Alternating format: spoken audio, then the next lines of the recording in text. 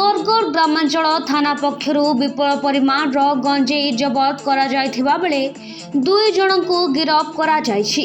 एने ग्रामांचल थाना रे सांबादिक सम्मेलन अनुष्ठित हो जायछि। 1 क्विंटाल 76 केजी 500 ग्राम गंजेई सह 2 अभियुक्तों को गिरफ्त करिछि बरगड़ ग्रामांचल थाना पुलिस। गंजेई चालाण को नहीं विश्वस्त सूत्रु खबर पाई एक टीम गठन करा जाई जानवाहन चेकिंग बेले एनएच 53 बरगड़ कुर्ला छकठारे 2टी गंजेई बोझे कार को अटक रखिथिला पुलिस। तेबे बलांगीर जिल्लारू झारखंड रांची अंचल को गंजेई चालाण होथुबा बेले उभय गंजेई बोझे गाड़ी को जबत करिछि बरगड़ पुलिस। गंजेई चालाण कारबार रे झारखंड 2 जन को गिरफ्त करा जायछि।